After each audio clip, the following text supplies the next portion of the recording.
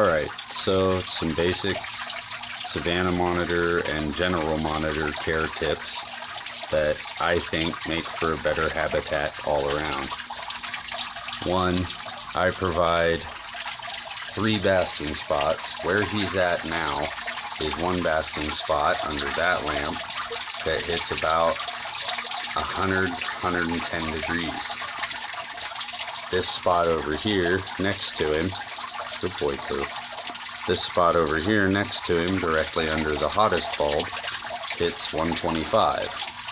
And then over here on his branches, there's a third lamp under there, hits about 100 and 110 as well.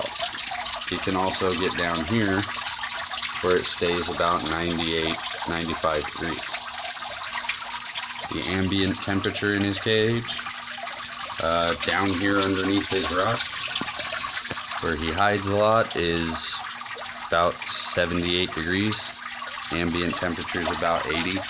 It does get down to about 75. I don't let it get any lower than that. For humidity, I use the rain machine. Just steady flow from a pump up into a box full of filter cloth. The splashing adds moisture to the tank, and having the heat lamps and the ambient temperature also adds to the humidity of the tank.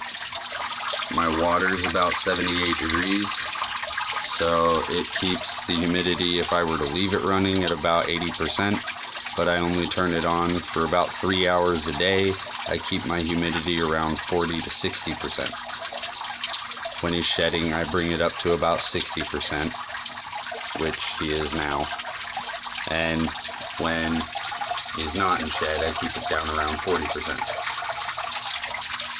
Diet: dubia roaches, hornworms, earthworms, crickets on occasion, but I kind of turn the crickets loose in his cage for him and let him chase them around. Always make Savannahs work for their food, not very necessary with other monitors. Substrate. I have a bioactive mix here that, if I can get a good focus, you're going to see my little springtails and isopods running around in it.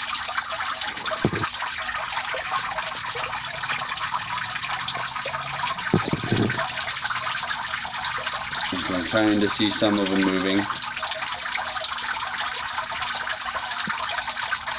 I have springtails and micro isopods that I have in the dirt that help clean up the waste.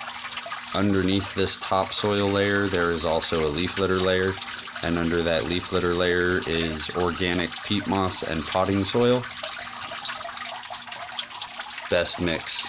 Packs really nice, so when they do burrow, their burrow holds up really well. His enclosure is about 7 foot by 3 foot by 30 inches tall. I came down on the height so it would fit through a doorway. He gets out every day and exercises, and I make him work for his food. If I did not do this with him every day, his enclosure would probably be more around the lines of 8 foot by 4 foot and probably 6 foot tall for some climbing. While they are not an arboreal species, climbing is good exercise, and they'll use it if it's available. Now, the bioactive substrate mix is good for any monitor, really. You go more on the sand, less on the other types for drier climates, but the springtails and isopods will survive in just about any enclosure setup. And it really helps keep down the waste and will prevent mites, because there is no filth for the mites to breed in. He's getting a little annoyed with me messing with his cage. I've been in here too long, haven't I, buddy? Come here. Come say hi. I've been working with Blue for about 4 months. Going on 5 months.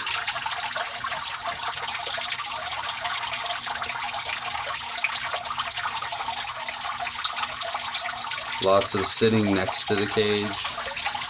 just getting him used to your presence, and about 30 minutes a day of getting them out.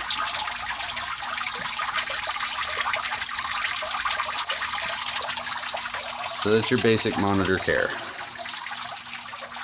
from my standpoint.